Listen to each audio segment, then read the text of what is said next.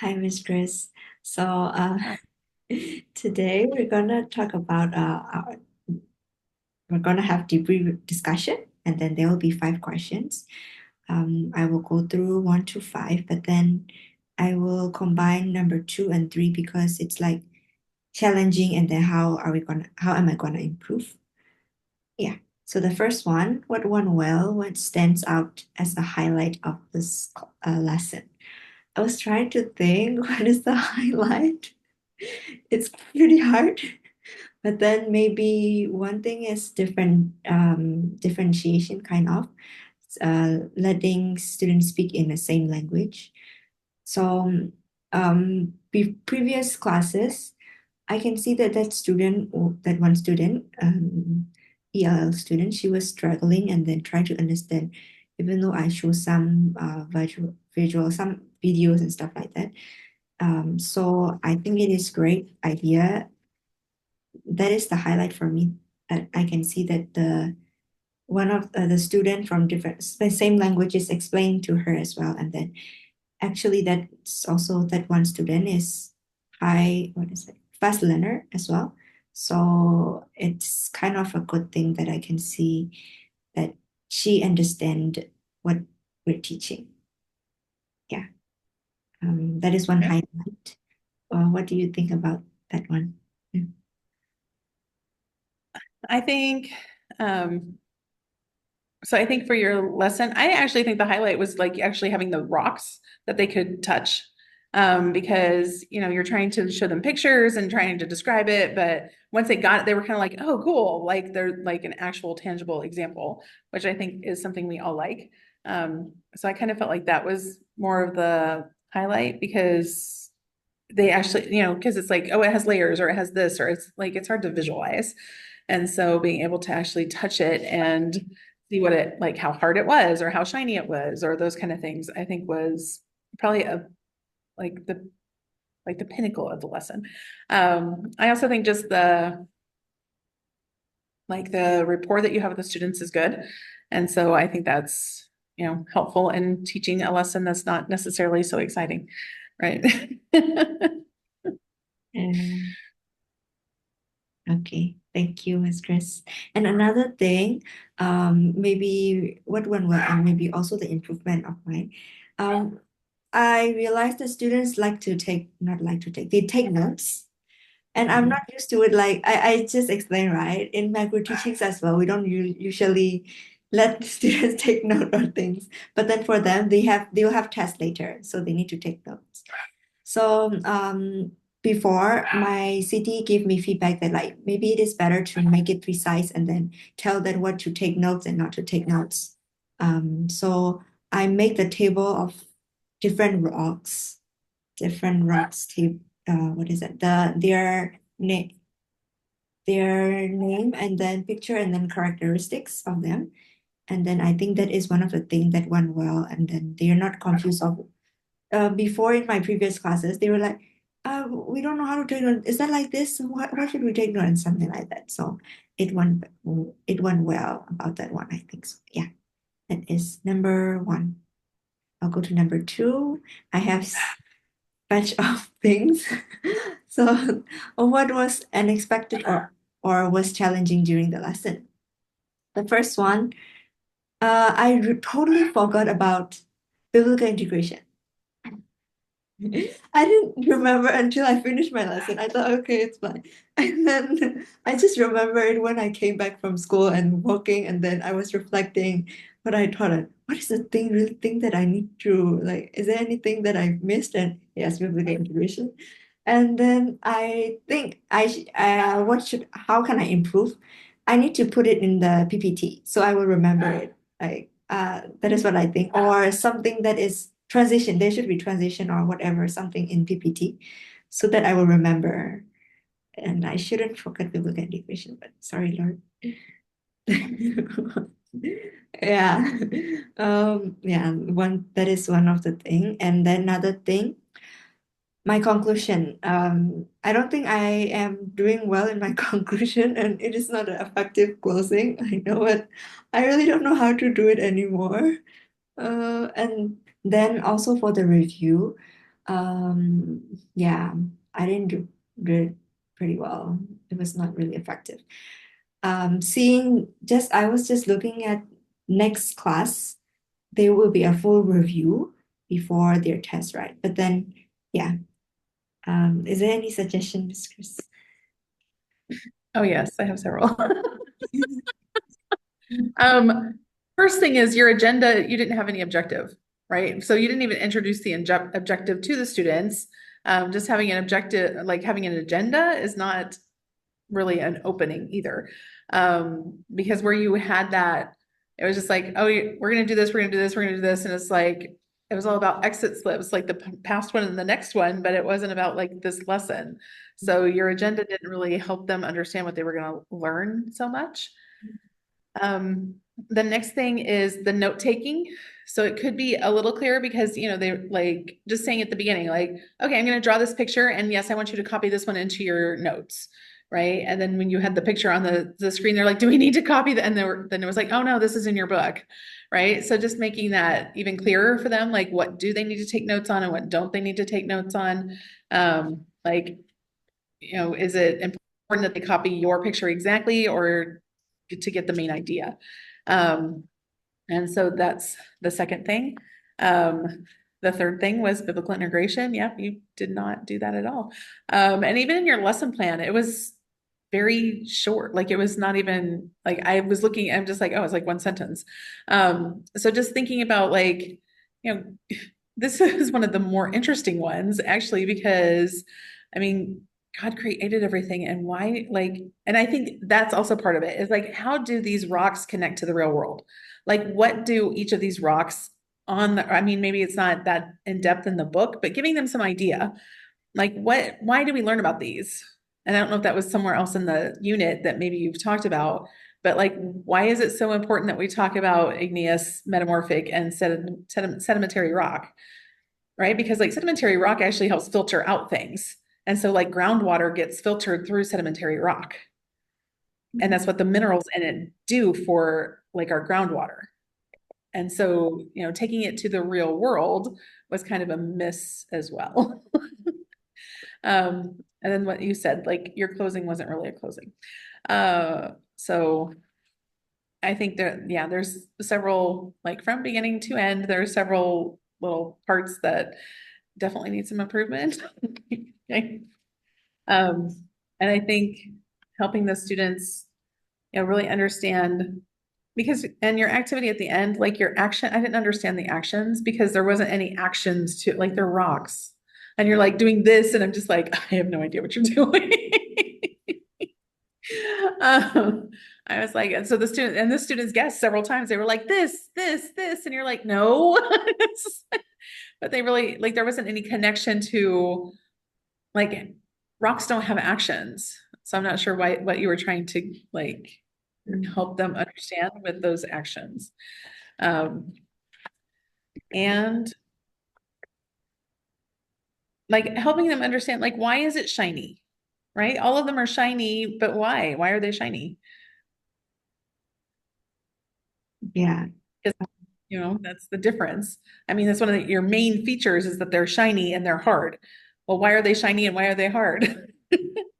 I didn't, it was just like, oh, their characteristics is this because, and they just kept saying heat and pressure. I'm like, so is there another example that you could show them? Like what happens when you put something in a pan and you cook it in a certain way, right? Like I just think like tortillas, when you put them in the pan and you put something in them, like with the oil, they become shiny. And if you press them down, then they become harder than you might want. It's the same with like, if you made cookies and you squish them after they were hot, right? Then you get bricks. um, or like any like associating it with something that they might understand. Like how do we get hard candy, right? They melt it, then they cool it really quickly, and so it becomes hard, and then they actually polish it, right? And so going through that cycle, I think it would have been a little more interesting and a little more helpful for them, I think. Yeah, yeah. I also wrote down that the example that I gave was not okay. Do you remember? And then I feel like I should have a really good example for them to visualize as well. And then actually I tried to find the video about like how it is making and then pressing and stuff like that. It's hard to find. I should have some kind of illustration as well for them to visualize and then see instead of just a picture. Yeah. Yeah. Mhm. Because, you're talking about like English language learners and they need that extra support, right? And so when you use more words to describe words, it's not really helpful.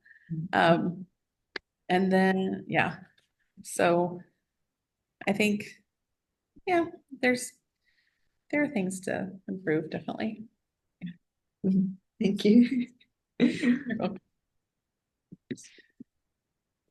I'm trying to record. Okay. So those are the things that's a challenging thing and then things that I need to improve as well. And number four, in what ways would an environment created that support individual and collaborative learning and encourage active students engage for all learners? For the individual environment, maybe the environment is like uh, it's okay for them to talk and then ask questions and stuff like that. I let them raise their hands because sometimes just 1 or 2% speaking, talking. So I also call out names, different people. That is one of the thing. Another thing is letting students, fast learners explain slow learners in grouping. There are 12 of them. So I group in two, and then with slow learner and fast learner so that they can help each other. And another thing about the individual showcase for the rocks, when I walk around and then show them, they have interaction with me and then they talk, they give their opinions and then they ask questions and stuff like that. Yeah. What? Yeah. I think I think the atmosphere was good for learning. Um, check your spelling and pronunciation. I'm not sure. You spelled something incorrectly on the board, and I was like, oh, yeah. And I was just like, oh, because that's specifically why I wrote that. But I don't see it in my notes right now exactly what it was. So, um, but just making sure that and saying it because sometimes you would say like igneous and you would say it like loudly and clearly, and then other times it was like you like, is that how I say it? I'm like, um, Yeah, it's yeah. like you forgot. It was kind of like, yeah. So making sure you know how to pronounce things or write things correctly. And so the one thing with the think pair share, like, had they ever done that before? Yeah, yeah. Okay, because you took like quite a bit of time to explain it. So I was wondering if they had done it before, because I'm just like, why is she taking so long to explain it? Like, not necessarily like the right amount of time to have to explain something. So, okay, if they did it before, that's fine. I think there should have been some other way that, because like you had the questions on one slide and then there are groups on the other. And so at the beginning of that, there was like, wait, like, who am I with? And then because it was color coded as well, right? So they might have gotten their names, but they weren't paying attention to the color. So, if you're going to color code it, um, making sure that that slide is visible for enough amount of time. So, because they were still trying to find their seats and then you switched it back to the questions. And I was Yeah. like, okay, they don't know who they're with or they don't know which job they're doing. So making sure that they have time to see that fully before you take it off the screen for the questions. Mm. And then like I mean, you asked them what they thought, but it really shouldn't have been just an opinion. That should have been like the understanding, right? It's like, so what have you learned or what do you understand about the rocks? Not just what's your opinion about what we're talking about, because those are different things, right? Okay. Um, um, I think that's everything that kind of has to do with the students.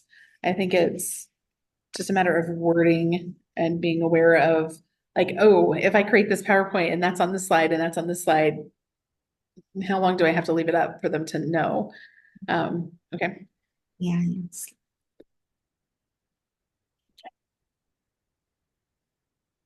Yes. Thank you, Ms. Ross. So the last question, we're going to the last question. What instructional strategies were alternate utilized to deepen students' understanding of content and to apply knowledge in a meaningful way for all learners? I think you've mentioned as well that real world connection is not really evidence. But then one thing is that about the showcase about the rocks, let them see.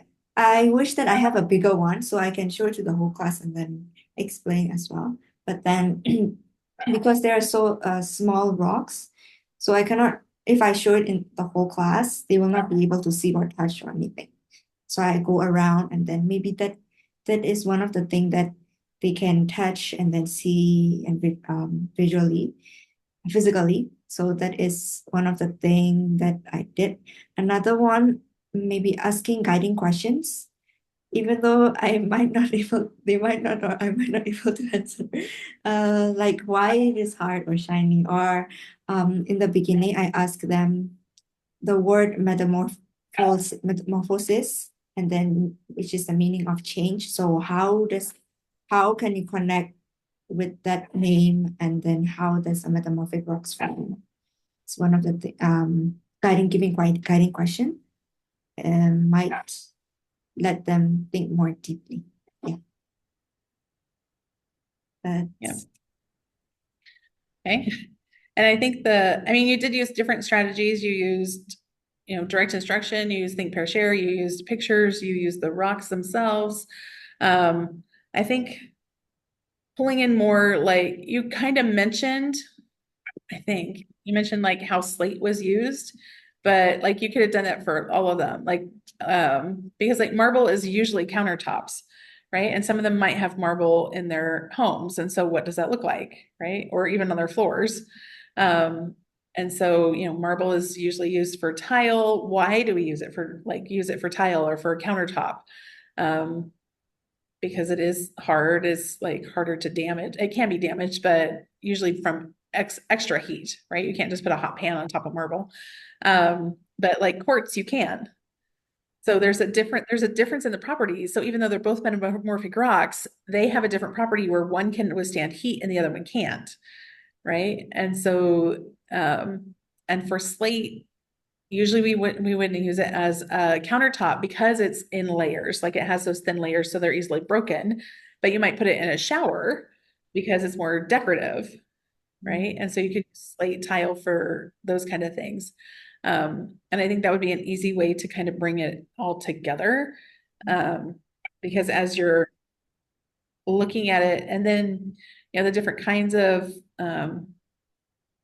because it comes back to like, well, why do we use these kinds of rocks for countertops and tiles?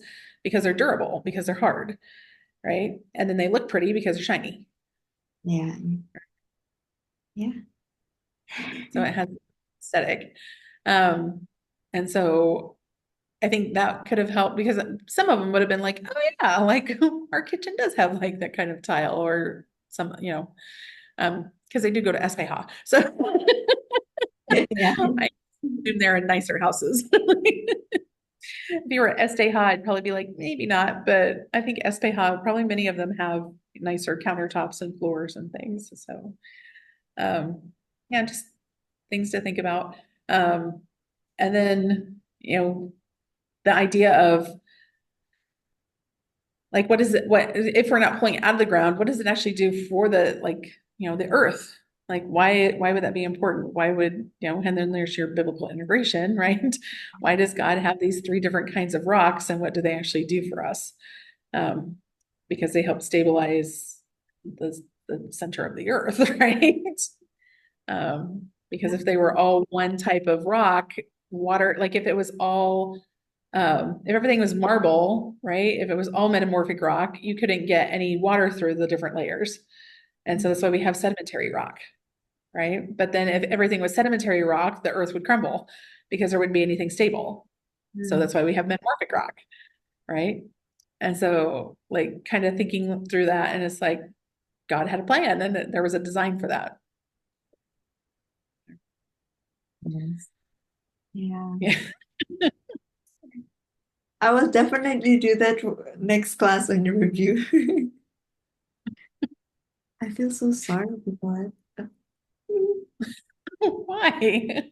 Yes, I didn't put biblical integration. Actually, it's really easy for me to say that in my philosophy as well, right? Like in my educational philosophy, and integrating God's wonders and everything, but then I didn't do it in the class. Yeah. It's just one more thing to think about, like as you think about your philosophy, like if that really is important, then you find a way to always build it in, right? Yeah, Um, maybe my so the more, philosophy is not that. Contrast and control belief, controlling belief. Oh, okay. I know I know Job struggled at the beginning because he was just like, okay, I think I don't want this in my philosophy of education anymore, but I do think it's important. And I'm just like, we have to figure out where that fits, right? And I think that's where all of you kind of, that's why thinking through like, what do you really think about education helps you understand like what should your lessons look like, right?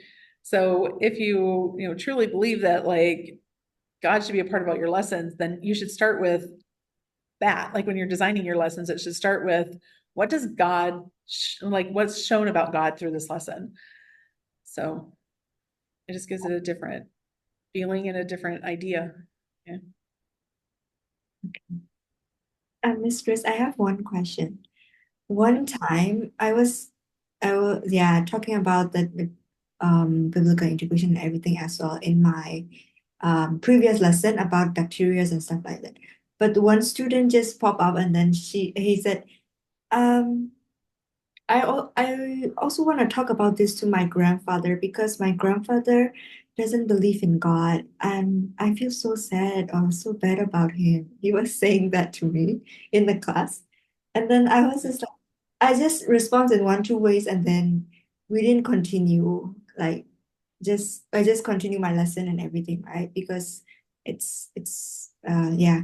So should I follow up that with the student and then just talk about it? And I don't know. I mean, it's obviously important to the student, so giving him a means to be able to talk about it.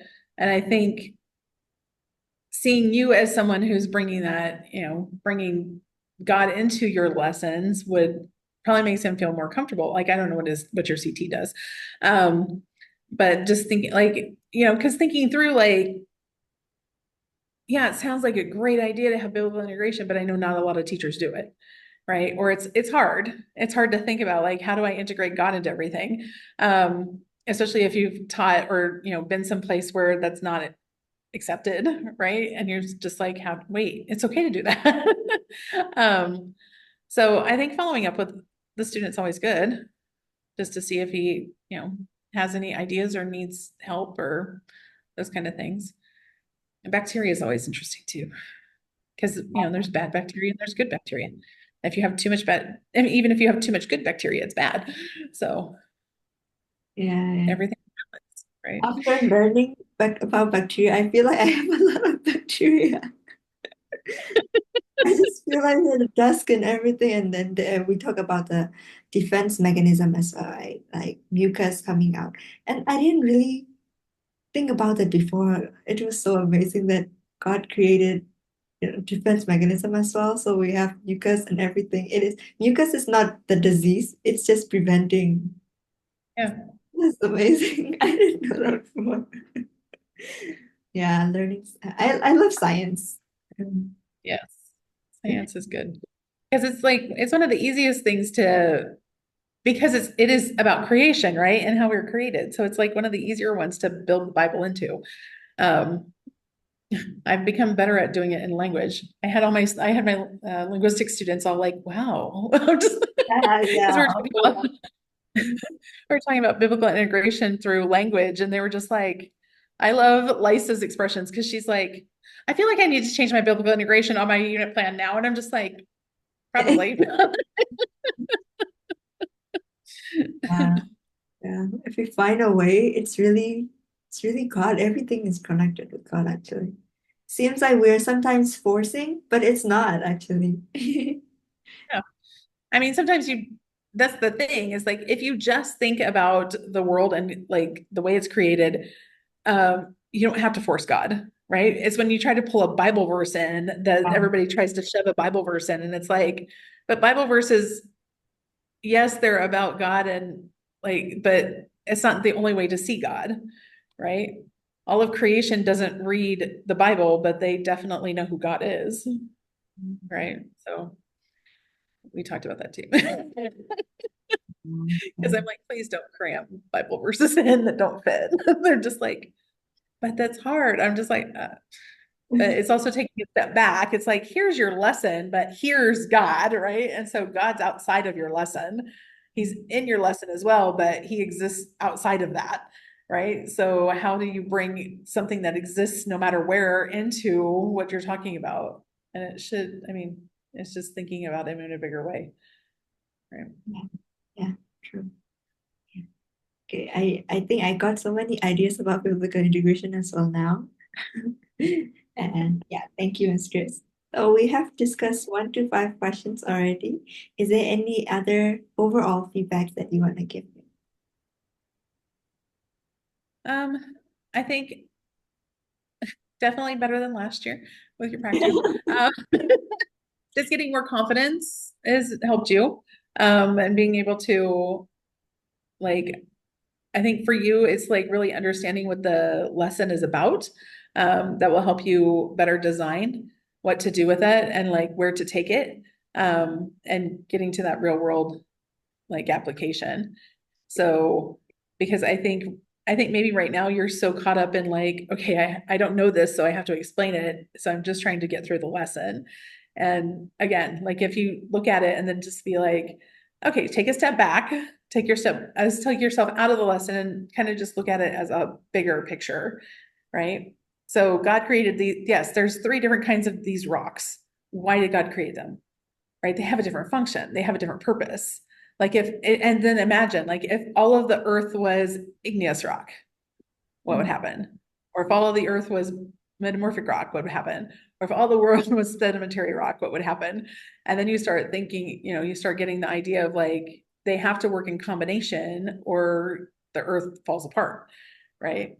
We can't survive here because they serve different purposes, um, even though they're under the ground and we're not consciously thinking about them all the time, they're actually keeping us on the ground. Right?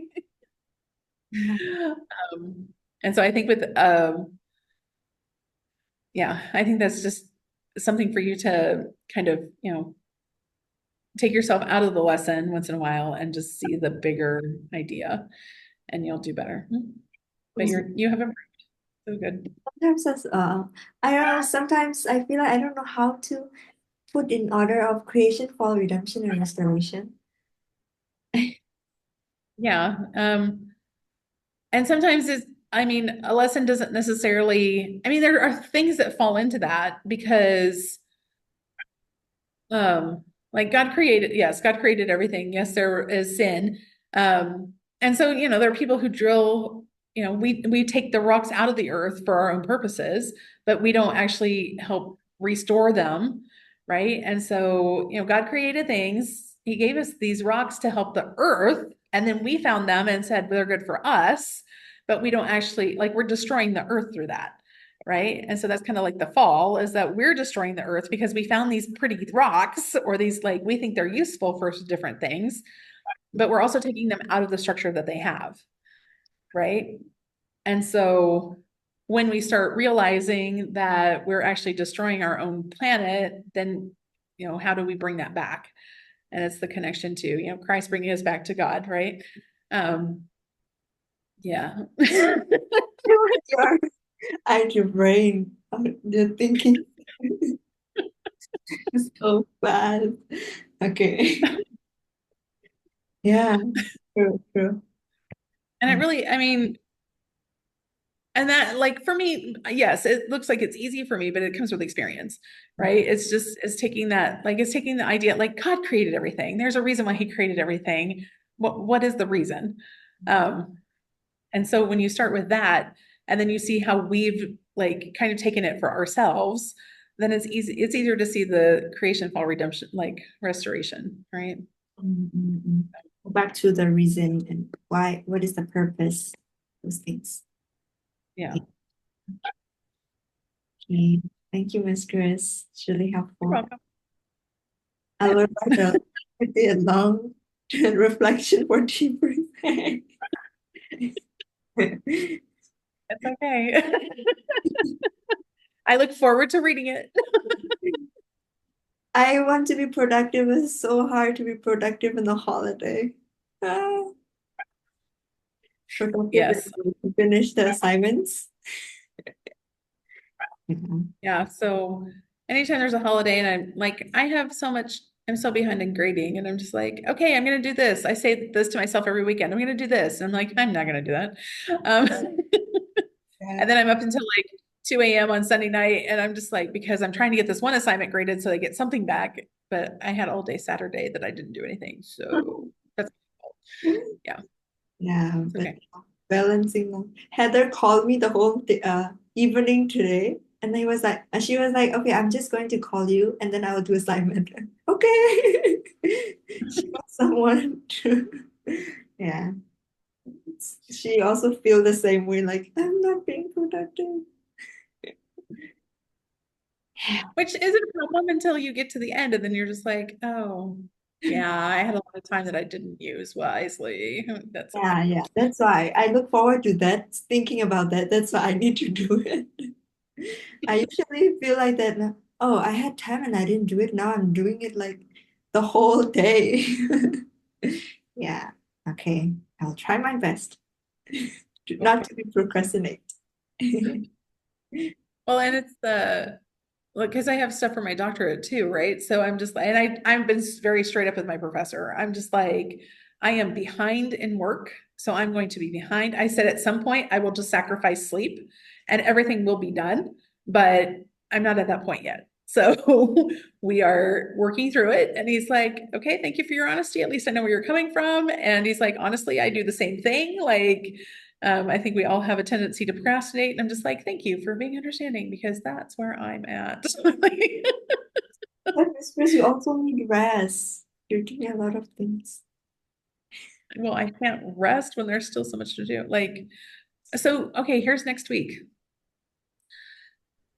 Orlando. So I teach Monday morning, and Orlando then has his observation at like 12:30. So, like, my Monday is gone. Tuesday, I'm observing David. I don't have class in the morning. His observation is not till 12:30, so I'm missing my afternoon classes. Okay. Wednesday, I don't know. I think Wednesday is actually just a normal day. But Thursday I'm taking the teaching exceptional learner to Miracle School and then going from there to Deiji's like observation. So we can try to get done with these. And then I just have Gladisa left. So I'm doing 3 observations next week. Oh, okay. And what you guys don't realize is like it takes time to grade your lesson plans. It Yeah. takes time to travel, right? So for some people, it takes me like for the whole thing, it takes me 6 hours for just one person because it's the grading the lesson plan or giving feedback. It's the travel time. So like to Don Mogo, it's almost every time an hour and a half. So that's 3 hours in just travel. So then I'm there for an hour or whatever for your lesson. So I'm already up to 4 hours with just that. And then in the debrief is 40 minutes. So we're at 5 hours. So I'm like at, around 6 hours for each at Don Mogo. And I'm just like, okay. Oh, they're not doing it together also. The date is not the same. because because Deji and David's times, because the schedule rotates, Uh, right? So their classes don't meet the same time every day. And so on Tuesday, their times conflict. If oh, it were any other day, but Deji has Monday, Tuesdays, and Thursdays. Well, right before Deji told me that, Orlando asked me if he could go on Monday. I'm uh, like, sure.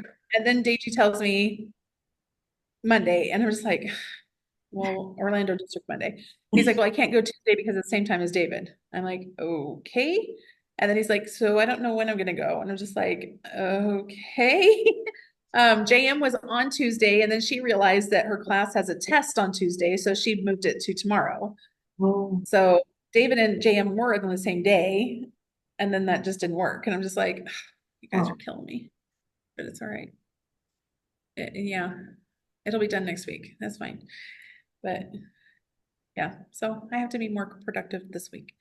And we're going to run out of time soon. So Yeah, we haven't prayed yet. Do you want to pray or pray? It's less than a minute. Can we